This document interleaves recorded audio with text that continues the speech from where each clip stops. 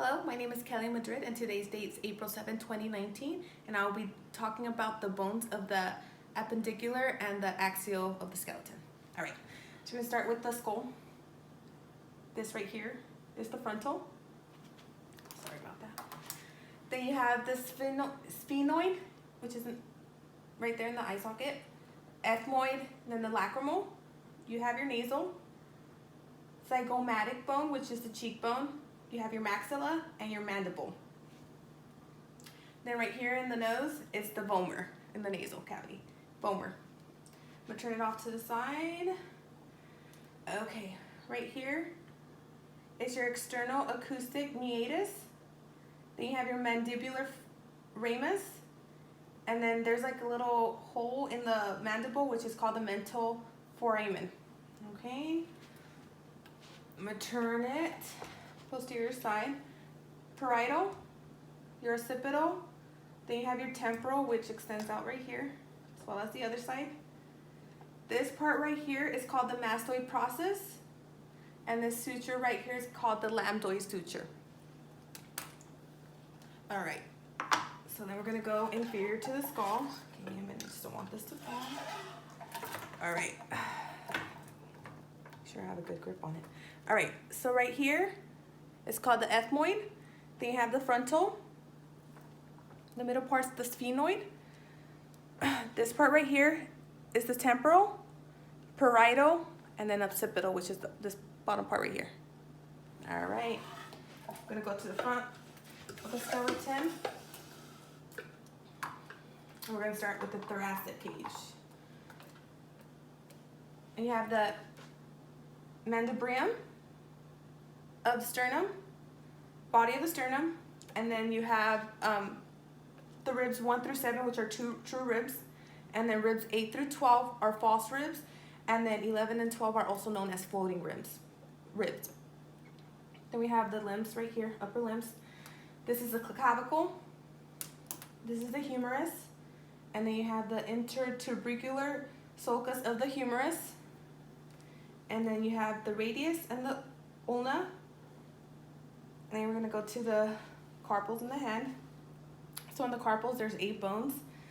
Right here, you have the scaphoid, trapezium, lunate, trapezoid. This is capitate. This little part right here is called the triquetrum.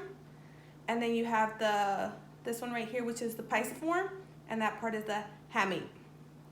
Then we move to the middle section right here. That's the metacarpals.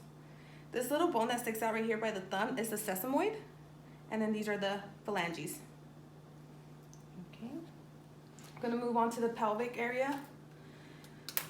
So you have the ilium, and then this divot right here is the iliac fossa.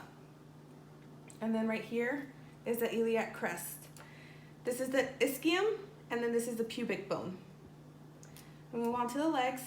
You have the femur, patella, femur and patella. This is the tibia, and this is the fibula. Okay, you can come in a little closer. We're gonna do the leg, ankle and leg. So right here's the calcaneus, talus, navicular. This is the cuboid, intermediate cuneiform, it's actually the lateral cuneiform. This one's the intermediate cuneiform, and then this is the medial cuneiform. And then you have the metatarsals, and then the phalanges. Okay, we're gonna move the posterior side of the skeleton. We're gonna do the vertebrae, the vertebral. Okay, so the first one right here, this is called atlas, and then the second one is called axis. Vertebrae 1 through 7 is known as cervical vertebrae. Then you have 8 through 19, which is the thoracic vertebrae, and then 20 to 24 is the lumbar vertebrae. You have the sacrum right here, and then you have the coccyx right here. Let's remove the back. This is the spine of the scapula. Obviously this right here is the scapula. You had the head of the humerus right here. Okay. Then you have your lateral epicondyle of the humerus, and then you have your medial epicondyle of the humerus. And you go down. Like I said, iliac crest right here. And then right here is your greater trochanter of the femur. And then you have the gluteal tuberosity and the adductor tubercle.